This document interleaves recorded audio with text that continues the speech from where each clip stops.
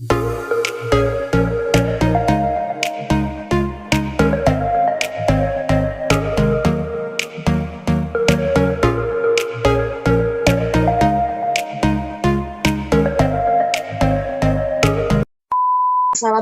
warahmatullahi wabarakatuh. Om Swastiastu, Namo Buddhaya, salam kebajikan, salam sejahtera untuk kita semua. Hai Sobat Gizi, kembali lagi di acara NutriTalk, program PSDM dari Himpunan Mahasiswa Gizi Unsika. Tak kenal maka sayang. Kalau episode sebelumnya, kalian ditemani oleh Kang Ferdian. Untuk episode ini, Sobat Gizi ditemani oleh saya, Ajeng Tresna. Selain saya, NutriTalk kali ini akan ditemani oleh Teh Nuke, salah satu mahasiswa Fakultas Hukum Universitas Sina Perbangsa Karawang. Selain menjadi mahasiswa, Teh Nuke sering menjadi pembicara yang mengangkat topik mengenai pelecehan seksual. Berbicara tentang pelecehan seksual, ternyata pelecehan seksual ini sangat luas. Bisa terjadi di mana saja, oleh siapa saja, dan tidak mengenal usia. Teh, kalau boleh tahu, sebenarnya ada nggak sih indikator yang membedakan batasan normal atau wajar dalam pelecehan seksual? Oke, terima kasih sebelumnya kepada Teh Ajeng dan teman-teman dari Himpunan Mahasiswa Gizi karena telah memberikan kesempatan buat kita saling belajar apa itu kasus kekerasan seksual. Aku secara pribadi senang ketika teman-teman sudah mulai aware dan mau untuk membicarakan isu ini. Nah, untuk tadi pertanyaan yang pertama, boleh diulang Teh Ajeng? Indikator batasan antara indikator normal batasan ya. Iya. Ya. Sebenarnya sesuatu bisa dikatakan pelecehan seksual atau tidak ini tergantung dari batasan-batasan yang sudah dibuat oleh masing-masing orang. Seorang feminis yang bernama Emma Goldman, ia pernah mengatakan bahwa tentukan batasan-batasan kalian sendiri yang menurut kalian itu nyaman. Ketika seorang melanggar batasan kalian, itu sudah termasuk ke dalam pelecehan seksual. Pun jika termasuk dirimu adalah seorang pekerja seks. Jadi ketika ada seseorang nih yang dengan sengaja dia melakukan perbuatan yang membuat kamu tidak nyaman dan menurutmu itu sudah melanggar batas kenyamanan kamu, itu bisa dikatakan pelecehan seksual. Pun sebenarnya pelecehan seksual juga terbagi dalam beberapa kategori khusus. Seperti itu Teh Ajeng. Pelecehan seksual harus nggak sih Teh selalu berhubungan badan atau sentuhan badan gitu? Oke, pelecehan seksual apakah harus selalu sentuhan badan atau enggak? Jadi pelecehan seksual ini dibagi dalam beberapa kategori. Ada pelecehan seksual secara verbal maupun secara non-verbal. Ada juga pelecehan seksual yang dilakukan secara cyber atau non-cyber. Kita bahas satu-satu dulu ya. Yang pertama, pelecehan seksual secara non-verbal. Secara non-verbal ini bisa dibilang pelecehan seksual secara sentuhan fisik, baik itu semacam meremas payudara, bahkan sampai perkosaan. Lalu ada juga pelecehan seksual secara verbal. Inilah yang menjadikan bahwa pelecehan seksual juga bisa terjadi tanpa sentuhan fisik, melalui ucapan. Salah satu contoh pelecehan seksual secara verbal ini adalah ucapan seksis. Bisa juga melalui siulan. Ucapan seksis itu seperti masa laki-laki nangis sih, terus kayak perempuan ini kodratnya di rumah aja loh, kayak gitu. Padahal ketika kita membicarakan kodrat dari perempuan ini kodratnya ya cuma menstruasi, melahirkan dan menyusui. Selebihnya itu bukan dinamakan kodrat. Lebih dari itu, ucapan seksis juga tidak hanya menyerang perempuan, pun bisa juga menyerang laki-laki. Itulah mengapa pelecehan seksual juga bisa terjadi kepada laki-laki. Dan tentunya ucapan seksis ini juga merugikan laki-laki, karena seperti salah satu contoh tadi, masa laki-laki nangis sih? Emang kenapa dengan laki-laki yang menangis? Kan nggak salah, seperti itu. Nah, lalu juga ada salah satu bentuk contoh pelecehan seksual melalui verbal adalah siulan. Kebanyakan dari kita kan menganggap, kenapa sih orang cuma bercanda doang, kayak gitu. ada salah satu penelitian yang menunjukkan bahwa perkosaan dimulai dari siulan. Dengan kita menormalisasi siulan yang dengan maksud itu merendahkan kita, kebanyakan pelaku menganggap bahwa siulan ini adalah lampu hijau untuk dia bisa melakukan sesuatu yang lebih pada kita.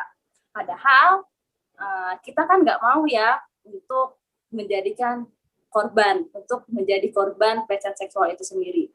Nah, selain daripada itu, ada juga pelecehan seksual secara cyber. Teman-teman mungkin nggak asing mendengar istilah KBGO atau kekerasan berbasis gender online.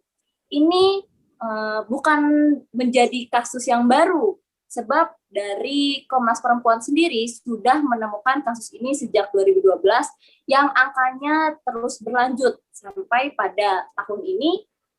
Kasus kekerasan berbasis gender online yang itu juga termasuk ke dalam pelecehan seksual, angkanya semakin banyak. Teman-teman tahu kasus Gilang Bungkus atau kasus Ibu Nuril? Aku ambil contoh kasus Ibu Nuril deh. Ibu Nuril ini adalah seorang guru di salah satu sekolah di mana ia mendapatkan pelecehan seksual melalui sambungan telepon oleh kepala sekolah tempat ia mengajar. Nah, bentuk pelecehan seksual yang dialami oleh Ibu Nuril ini termasuk ke dalam KBGO. Pun ada juga semisal kayak teman-teman nih dikirimin video atau foto porno oleh teman kalian, yang itu kalian nggak mau sebenarnya. Itu pun termasuk ke dalam kekerasan berbasis gender online. Atau semisal kalian punya pacar nih, terus kalian berantem. Akhirnya karena mungkin dulu kalian pernah melakukan saling mengirim foto intim, lalu si pasangan kalian mengancam untuk menyebarkan, itu pun termasuk ke dalam kekerasan berbasis gender online. Jadi, pelecehan seksual ini tidak hanya melalui sentuhan, bisa juga melalui verbal, pun melalui media sosial. Seperti itu, Teh Ajeng. Kalau misalnya di dalam kampus nih, contohnya kayak ada dosen ke mahasiswa gitu ya Teh, kayak, Neng mau nilai bagus nggak? Kalau mau sini temenin Bapak, kayak gitu ya Teh mungkin ya? Ya, itu juga salah satu bentuk pelecehan seksual. Nah, kenapa sih di kampus ini juga bisa terjadi pelecehan seksual? Kalau yang tadi contoh dari Teh Ajeng, ketika dosen menawarkan nilai bagus tapi dengan embel-embel harus mau mengikuti perintah dosen, kita bisa lihat bahwa di sana ada relasi kuasa antara dosen kepada mahasiswa. Dosen menganggap dirinya lebih superior, dosen menganggap kalau dirinya punya kuasa yang bisa digunakan untuk melemahkan si mahasiswanya nih, dengan cara mengancam yang tadi, contoh kayak tadi, kalau mau nilainya bagus ya harus mau ikut Bapak. Nah, itulah kenapa pelecehan seksual bisa terjadi bahkan di lingkungan kampus, karena ya masih adanya relasi kuasa yang terjadi di sana. Seperti itu Teh Ajeng. Ya, untuk pelecehan lisan pun sebenarnya banyak ya Teh yang anggap itu bercanda dan menoleransi, cuman kayak gitu doang kok. Bahkan saya pernah baca di Twitter, mungkin Tata juga pernah baca, nah kalau misalnya ada orang yang kena begal payudara, sekarang banyak kan kasusnya begal payudara, terus salah satu dari orang itu ngomong, ada apa sih? Dikasih tahu nih, oh ada begal payudara. Oh orang yang nanya tadi bilang, oh cuman kayak gitu. Itu contoh dari menormalisasi pelecehan seksual tadi, kata Kanke. Ya, betul sekali. Ya. Inilah kenapa pelecehan seksual yang dialami oleh korban, kebanyakan perempuan, tapi tidak menutup kemungkinan kalau korbannya juga laki-laki, kebanyakan memilih untuk diam. Karena konsepnya masih yang lemah ini yang kalah, seperti itu. Pun kita masih ada dalam budaya di mana perempuan dianggap sebagai makhluk yang lemah. Makanya kayak contoh yang tadi Kak Ajeng sebutkan, ketika terjadi kasus begal payudara, orang-orang itu menganggap kalau peristiwa itu sebagai peristiwa yang biasa aja gitu. Yang, oh cuma begal payudara. Padahal begal payudara juga kan menyebabkan kerugian bagi si korban, baik itu kerugian secara psikis maupun secara fisik. Seperti itu Teh Ajeng. Nah, aku sedikit menambahkan berangkat dari kasus begal payudara ini yang sekarang masih marak. Sebenarnya begal payudara ini masih dikategorikan sebagai pelecehan seksual yang dianggap sepele oleh masyarakat. Sangat disayangkan ketika korbannya semakin banyak, tapi masih belum adanya kesadaran yang penuh dari masyarakat bahwa begal payudara ini juga merugikan dan juga belum ada payung hukumnya. Begal payudara juga menunjukkan bahwasanya pelecehan seksual ini bisa terjadi di mana saja dan kapan saja. Karena dalam contoh begal payudara, korbannya ini kan terjadi di jalanan ya, dan juga ada kemungkinan terjadi di waktu-waktu kapanpun, entah itu di pagi hari, di siang hari, di sore hari, ataupun di malam hari. Ini menunjukkan bahwasanya begal payudara atau secara lebih luas pelecehan seksual ini tidak tergantung pada tempatnya di mana ataupun waktunya kapan. Karena ketika kita melihat kasus pelecehan seksual, yang salah tetaplah pelaku, bukan apapun yang terjadi pada korban. Seperti itu. Kita fokus ke kasus kekerasan seksual di kampus. Ini sepertinya Kak Ajeng lagi ada gangguan sinyal ya. Ya udah nggak apa-apa. Kasus kekerasan seksual di kampus. Sebenarnya kasus ini udah banyak banget teman-teman, kasus kekerasan seksual di kampus ini. Mungkin teman-teman tahu kasus Gilang Bungkus. Ini baru-baru banget nih terjadi kan. Dan memang beritanya trending banget. Karena pelaku adalah salah satu mahasiswa di kampus terbaik di Indonesia. Ini menunjukkan kalau tidak tergantung dari apapun latar pendidikannya, ketika memang pelaku mempunyai niat yang buruk, dia bisa menjadi pelaku kekerasan seksual. Maka dari itu, kita sebagai manusia, baik itu perempuan atau laki-laki, perlu mewaspadai siapapun, karena siapapun bisa jadi pelaku, pun siapapun bisa jadi korban. Balik lagi ke kasus Gilang Bungkus. Gilang Bungkus ini bukan satu-satunya kasus kekerasan seksual yang ada di kampus. Ada juga kasus Agni di Universitas Gadjah Mada. Teman-teman mungkin kalau yang belum dengar, bisa mulai searching kasus Agni. Ini juga kasus yang menyedihkan dan sangat disayangkan karena kampusnya sendiri, si UGM ini tidak memiliki perspektif korban.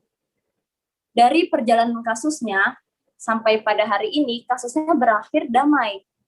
Nah, yang sangat dirugikan sepanjang perjalanan kasus, malah si korbannya ini loh yang di DO, yang dikeluarkan, pelakunya malah los-los aja gitu sampai lulus. Padahal si korban sudah menerima penyerangan secara fisik, secara mental, malah ikut dikeluarkan dari kampus. Ini kan tentunya merugikan korban. Ibaratnya ada pepatah, sudah jatuh tertimpa tangga, kayak gitu. Selain daripada itu, kasus tadi Gilang Bungkus, kasus Agni, ada juga kasus Bunga di Universitas Negeri Padang. Oh ya, Agni dan Bunga ini namanya disamarkan ya. Nah, kasus Bunga ini di Universitas Negeri Padang, ia ada seorang mahasiswi yang dilecehkan oleh dosennya. Modusnya sama seperti yang tadi kayak Teh Ajeng bilang. Kalau mau nilai bagus ya harus mau temani saya. Secara lebih luas, kasusnya Bunga ini malah ia sudah dipaksa dan hampir terjadi perkosaan oleh si dosen. Sangat disayangkan ya teman-teman, sebagaimana yang kita tahu bahwa kalau kita ini ke kampus, kalau kita ini berangkat kuliah, ya tujuannya ya memang mau belajar, mau berorganisasi, mau bertemu teman, mau main gitu kan. Bukan untuk mau dilecehkan, bahkan mau diperkosa kan enggak. Yang sangat disayangkannya, kampus, sekolah, institusi lingkungan pendidikan masih menjadi tempat yang rawan untuk terjadinya kekerasan seksual itu sendiri. Padahal seharusnya kampus menjadi tempat yang nyaman untuk kita bisa bertumbuh dan berkembang. Sangat disayangkan sampai hari ini belum ada perlindungan khusus yang mengatur tentang pelecehan seksual di kampus. Di beberapa universitas di Indonesia, contohnya seperti di UI, di IKJ, di UPI, Di beberapa kampus tersebut dan kampus-kampus UIN, itu mereka sudah punya regulasi khusus yang mengatur tentang kekerasan seksual di kampus. Nah, aku senang karena teman-teman sudah mulai aware tentang kasus kekerasan seksual di kampus, yang dimana dengan kita mulai mempelajari isu ini, itu berarti kita mulai mengedukasi, dan dengan kita bisa mengedukasi diri kita sendiri, otomatis kita juga bisa mengedukasi orang lain. Minimal dengan kita telah mau belajar, ini kan menjadi benteng untuk diri kita sendiri agar tidak terjadi pelecehan seksual daripada kita. Selain daripada itu, kita juga bisa mengajak teman-teman untuk mendorong kampus kita sendiri, khususnya kampus Unsika, untuk membuat peraturan khusus nih yang mengatur tentang pelecehan seksual di kampus. Apalagi sekarang ini kan kita masih belajar online ya. Nah, kuliah online juga membuat kemungkinan yang besar terjadinya kasus pelecehan seksual. Karena tadi seperti yang di awal yang sudah aku bilang, ada kategori KBGO, kekerasan berbasis gender online. Ini juga ada kemungkinan terjadi ketika kita sedang proses kuliah online.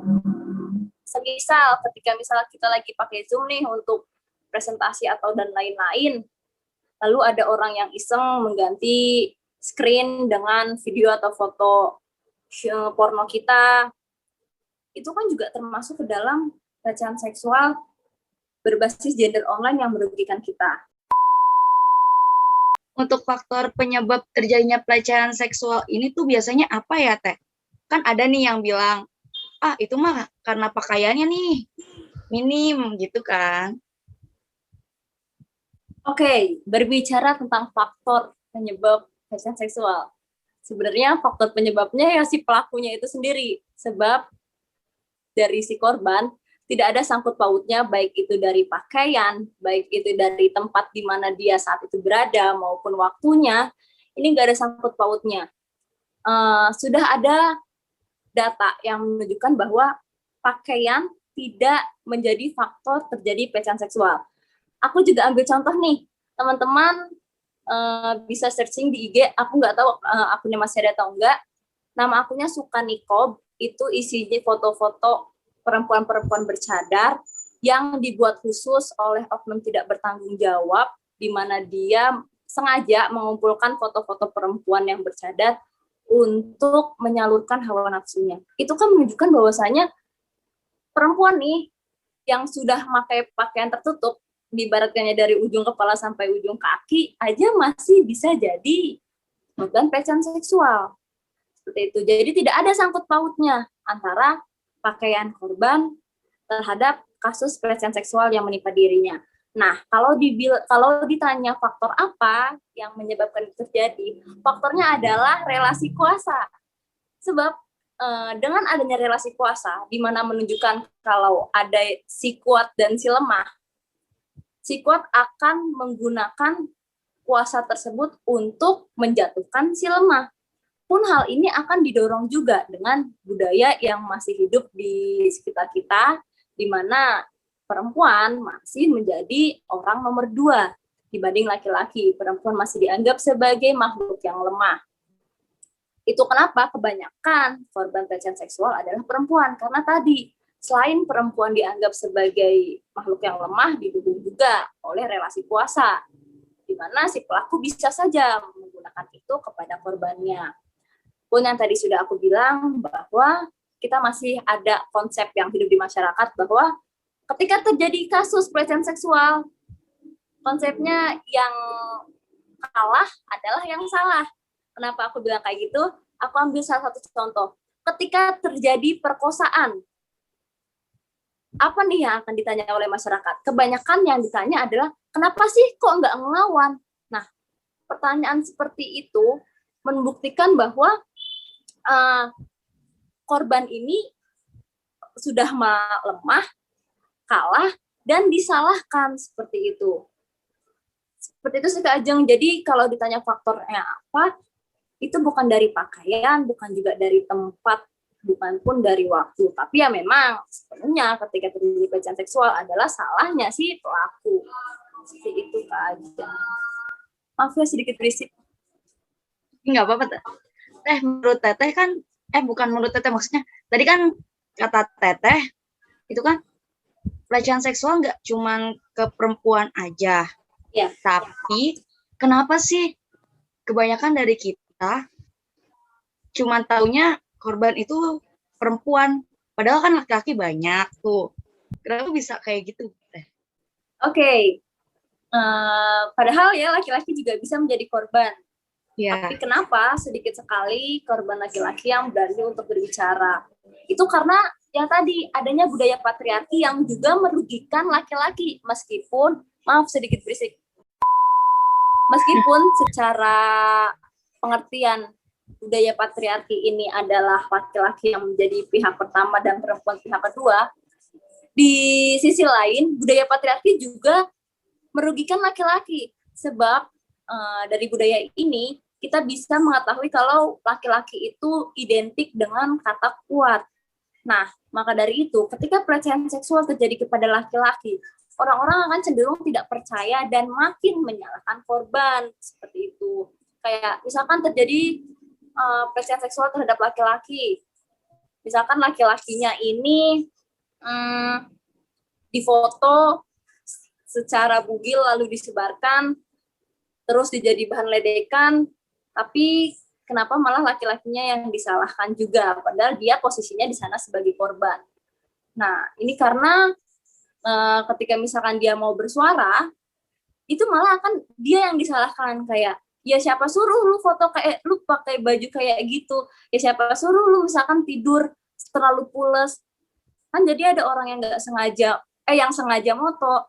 Hal-hal yang seperti itulah yang menimbulkan laki-laki ketika ia menjadi korban pelecehan seksual akan cenderung untuk memilih diam dan tidak mau untuk bersuara, padahal laki-laki juga banyak yang menjadi korban. Seperti kasusnya Reinhard Sinaga. Itu kan nggak asing kan? Kita tahu bahwa si Reinhard ini memperkosa laki-laki. Itu kan menunjukkan bahwa laki-laki juga bisa menjadi korban. Pun kasusnya Gilang Bungkus yang baru-baru ini terjadi, ini juga kan korbannya kebanyakan laki-laki. Seperti itu Kak Ajeng. Tapi ya karena memang masih adanya budaya patriarki yang juga merugikan laki-laki, menyebabkan laki-laki masih sangat minim dan cenderung untuk tidak mau berbicara ketika dirinya dilecehkan. Seperti itu. Kebanyakan korban kan gak berani speak up nih Kak. Iya. Apalagi di pihak kampus yang pelakunya para pendidik. Nah, ada nggak sih sebenarnya Teh wadah tempat aman buat si korban ini cerita gitu?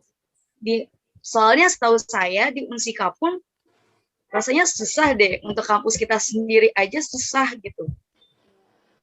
Nah, kalau bicara ada bagaimana korban harus melapor atau minimal harus bercerita ketika itu terjadi di kampusnya sendiri, seharusnya kampus sebagai penyedia sarana pendidikan juga menyediakan layanan untuk mengadvokasi dan memberikan pemulihan kepada korban-korban pelecehan seksual, sebab pasti ada kemungkinan hal itu juga terjadi di lingkungan kampus. Maka dari itu, ketika terjadi di lingkungan kampus, harusnya kampus bertanggung jawab penuh. Aku ambil salah satu contoh di UI. Di UI, ini sudah ada SOP yang mengatur tentang kekerasan seksual di kampusnya. Begitupun di sana juga sudah ada media layanan, baik itu untuk mengadvokasi maupun untuk memulihkan mental si korban. Sangat disayangkan di Unsika sendiri ini belum ada. Nah, aku mau berbagi sedikit karena aku juga masih mahasiswi di Unsika dan kebetulan aku juga menjadi salah satu bagian dari Badan Eksekutif Mahasiswa. Kalau di BEMKU ini ada departemen khusus yang concern yang fokus pada isu kekerasan seksual di kampus. Nama departemennya Pemberdayaan Perempuan. BEM-FH, aku sedikit berbagi pengalaman aja ya. BEM-FH ini sudah mulai membicarakan isu kekerasan seksual di kampus ini dari tahun lalu, ketika rakor sudah pernah mencoba untuk berdialog dengan rektor dan wakil rektor dengan membawa isu ini. Tanggapan dari pihak rektor dan wakil rektor pada saat itu mengatakan bahwa Unsika sudah punya kode etiknya dan sedang diperbaharui karena masih mengatur dari dosen ke mahasiswa, belum secara lebih luas. Waktu itu dari BMFH juga mengusulkan untuk dibuatkan ruang aman dan sarana pelaporan, juga regulasi atau aturan yang mengatur tentang kekerasan seksual di kampus. Waktu itu tanggapan dari Wakil Rektor 3 mengatakan bahwa ketika ada kasus kekerasan seksual, teman-teman mahasiswa Unsika bisa melapor ke Wakil Rektor 3 karena Wakil Rektor 3 yang fokus pada kemahasiswaan. Seperti itu kabar paling terbaru. Nah, insya Allah akan ada dialog lagi antar Ketua BEM Unsika, pun juga nanti Ketua BEM dari Fikes juga turut hadir. Ya, FH juga masih tetap membawa isu ini dengan harapan Unsika punya aturan khusus, juga lembaga layanan yang bisa mengadvokasi dan memberikan layanan pemulihan untuk korban. Ya, kita doakan saja yang terbaik untuk kampus kita ya tentunya. Amin. Tapi ada nih ya harusnya harapan di masing-masing fakultas ya minimal seuniversitas buat wadah pengaduannya nih ya. Iya, betul sekali Kak Ajeng. Terus untuk dampak pelecehan seksual itu bagi korban tuh apa aja sih? Dampaknya nih banyak banget ya. Bisa dampak secara psikis, dampak secara fisik, dampak secara ekonomi, dampak secara psikis yang jelas. Itu korban akan merasa malu, akan merasa hina, akan merasa jijik, dan cenderung akan menyalahkan dirinya sendiri ketika dia menjadi korban pelecehan seksual. Dia akan merasa kalau kenapa sih aku bodoh banget waktu itu sampai bisa terjadi itu kepadaku, padahal kan dia nggak salah, korban ini nggak salah, pelakunya yang salah. Tapi ya karena memang itulah salah satu kerugian yang dialami korban, jadi kebanyakan korban akan cenderung menyalahkan dirinya sendiri. Pun dampak lainnya, dampak sosial, karena tadi ia merasa malu, ia merasa jijik, ia merasa hina, kebanyakan korban akan menarik dirinya dari kehidupan sosial. Ia akan memutuskan komunikasi pada teman-temannya, dan yang paling parah, ada kemungkinan bunuh diri yang dilakukan oleh korban karena perasaan-perasaan bersalah tadi yang dialaminya. Selain itu juga ada kerugian secara ekonomi. Kerugian secara ekonomi ini, misal nih kita misal ada korban KBGO, korban kekerasan berbasis gender online, di mana foto bugil dia disebarkan di media platform, misalkan di Twitter. Nah, ketika dia melamar pekerjaan di salah satu perusahaan, kebanyakan itu kan dicari jejak digitalnya kan. Ya. Ketika misalkan ditemukan jejak digital dia yang buruk, itu akan membuat dia bisa-bisa dieliminasi dan akhirnya tidak jadi mendapat pekerjaan. Ini kan merupakan salah satu bentuk kerugian secara ekonomi yang dialami korban. Jadi kerugiannya ini banyak banget Kak Ajeng. Cuma tadi beberapa yang bisa aku sebutkan contohnya. Tadi kan korban pasti berdampak pada psikis korban kan? Iya. Sebagai orang-orang di sekitarnya nih, dan bukan orang ahlinya, ada nggak sih cara biar kita membantu si korban ini dalam proses pemulihan korban ini nih? Oke. Karena kita ini bukan ahli, jadi kita ini hanya mampu untuk sebagai pendamping. Yang bisa kita lakukan kepada korban adalah percaya pada apa yang terjadi pada dirinya. Minimal kita percaya dulu ketika dia menjadi korban pelecehan seksual. Jangan ditanya-tanya yang malah makin menjatuhkan psikis dirinya. Semisal ada temanmu yang cerita kalau ia menjadi korban pelecehan seksual. Cukup kamu dengarkan dan jangan malah menghakimi. Cukup didengarkan, lalu kamu bisa mengucapkan terima kasih karena dia sudah mempercayakan kamu untuk menjadi teman ceritanya. Lalu kamu yang seharusnya kamu lakukan adalah menjaga privasi si korban ketika ia telah bercerita kepada kamu. Pun kamu bisa memberikan tawaran bantuan. Apakah korban ini membutuhkan bantuan hukum atau membutuhkan bantuan pemulihan mental? Kamu bisa menawarkan itu. Ketika temanmu masih ragu, kamu juga bisa untuk menjelaskan kemungkinan-kemungkinan baik atau kemungkinan-kemungkinan buruk ketika dia mau atau menolak tawaran dari kamu. Semisal kamu menawarkan untuk gimana kalau kita berangkat ke psikiater gitu. Nah, kemungkinan buruknya adalah ketika kita psikiater adalah harus ngeluarin biaya kan. Tapi untuk pelecehan seksual, kamu bisa mengajak temanmu untuk mengakses ke layanan TP2A. Seperti itu. Jadi selain kamu menjadi teman cerita yang baik, kamu juga bisa jadi alternatif bagi dia untuk menyelesaikan kasusnya. Seperti itu sih Kak Ajeng. Berarti setidaknya kita mendengarkan dan memberikan sedikit solusi ya, Teh. Nah, betul sekali. Dan yang paling penting adalah kita jangan sampai malah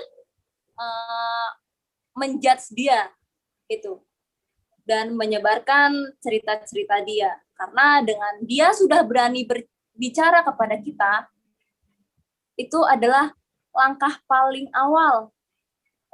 awal paling baik yang bisa dilakukan oleh korban. Ketika dia sudah berani bercerita pun itu sudah sangat bagus buat si korban. Itu Kak Ajeng, malah jangan sampai kita ngejudge dia ketika dia sudah berani cerita. Terakhir nih Teh, Iya. Ada nggak sih upaya yang bisa kita lakuin biar masyarakat ini sadar kalau kekerasan seksual itu atau pelecehan seksual itu beneran ada loh, cuman memperkosa aja, tapi secara lisan pun itu pelecehan seksual gitu. Yang bisa kita lakukan paling minim adalah kita saling bertukar pikiran seperti ini, kita saling berdiskusi, saling membagikan keresahan. Itu adalah langkah paling kecil yang bisa kita lakukan. Minimal ke teman dekat kita sendiri. Kita ya sambil ngobrol, sambil saling sharing tentang kasus pelecehan seksual yang sedang terjadi di masyarakat. Kayak tadi Kak Ajeng kan cerita nih, Kak Ajeng nemu ada kasus di Twitter tentang begal payudara. Nah, dengan kita saling sharing, itu kan akan kita berbagi insight, berbagi pandangan yang membuktikan kalau pelecehan seksual itu ada dan sebenarnya bentuknya banyak, tapi masih sering kita normalisasi gitu. Padahal dengan kita normalisasi, ini malah akan menjadi dampak panjangnya akan malah menjadi lebih buruk. Nah, dengan kita saling bertukar pikiran, saling berbagi keresahan, itu juga akan membuat diri kita minimal teredukasi, sehingga kita juga bisa meminimalisir hal-hal buruk terjadinya pelecehan seksual kepada diri kita. Lebih jauh daripada itu, ketika kita sudah teredukasi dan kita sudah bisa mengedukasi teman-teman kita bisa mendorong, kita bisa mengajak untuk teman-teman kita untuk mendukung hal-hal yang lebih jauh, seperti untuk membuat layanan advokasi atau layanan pemulihan mental yang bisa dilakukan oleh lembaga-lembaga yang bertanggung jawab pada itu. Kalau misalkan di negara, kita bisa mendorong pemerintah untuk membuat aturan khusus yang mengatur tentang pelecehan seksual. Karena sampai pada hari ini, pelecehan seksual ini cuma ada 3 kategori yang diatur dalam Kitab Undang-Undang Hukum Pidana. Selebihnya ada 12 kategori kekerasan seksual yang diatur dalam Komnas Perempuan. Karena cuma ada 3 yang di KUHP, sisanya 9 ini belum ada nih aturan yang terkait, aturan yang mengatur tentang ini. sebenarnya pemerintah sudah membuat suatu rancangan undang-undang, namanya Rancangan Undang-Undang Penghapusan Kekerasan Seksual, yang dimana sampai pada hari ini belum juga disahkan. Padahal kita butuh sekali rancangan undang-undang penghapusan kekerasan seksual.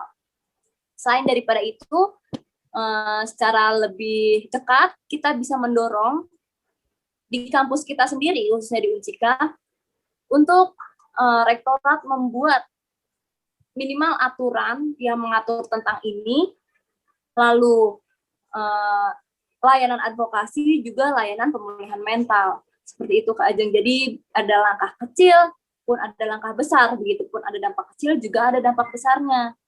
Langkah kecilnya ya seperti ini, bisa kita mulai dari saling berbagi keresahan. Seperti itu, Kak Ajeng.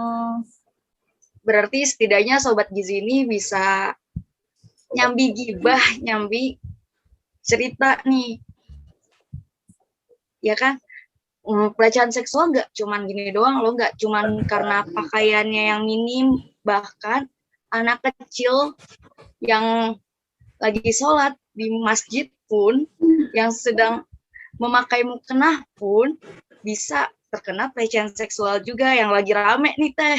Itu menunjukkan kalau pelecehan seksual ini tidak hanya terjadi pada orang dewasa, tapi juga bisa terjadi pada berbagai usia, baik itu dari anak kecil, bayi, bahkan orang dewasa. Tidak menutup kemungkinan semua bisa jadi pelaku, pun semua bisa jadi korban. Seperti itu kalau kita membahas kasus pelecehan seksual.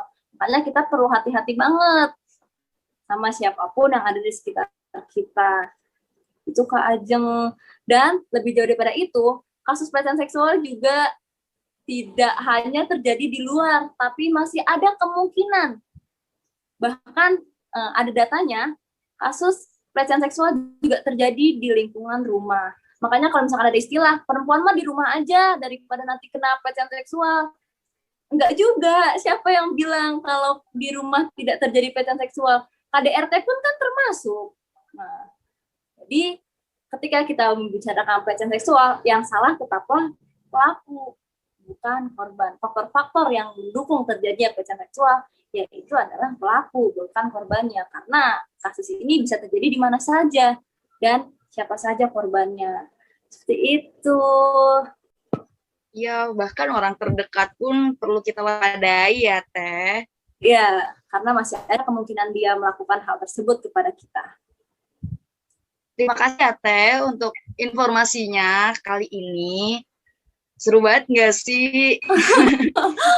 Terima kasih juga Kak Ajeng dan teman-teman Hima Gizi, senang berbagi sama kalian. Semoga kalian tetap sadar dan waspada. Seperti itu. Ya, semoga Sobat Gizi juga semakin sadar kalau misalnya pelecehan seksual itu bukan cuma dalam bentuk sentuhan aja loh. Nah, seru kan? Betul sekali. Nah, yang terakhir sebelum ditutup, ya. Bagaimana Kak Ajeng? Iya, sok aja lanjutin. Aku mau sedikit memberikan pandanganku. Jadi, mari sama-sama kita berdaya, minimal untuk kita sendiri, lalu mari kita saling memberdayakan. Terima kasih untuk teman-teman Sobat Gizi, senang rasanya bisa sharing di kesempatan pada hari ini. Semoga kita masih punya waktu untuk sharing di lain hari ya. Amin. Mungkin di lain acara juga ya, Teh? Iya, boleh. Pembicaraan yang sangat menarik nih, Sobat Gizi. Semoga Sobat Gizi semakin sadar dan semoga wadah aman untuk kita semua semakin ada ya. Dan segera direalisasikan oleh pihak kampus itu.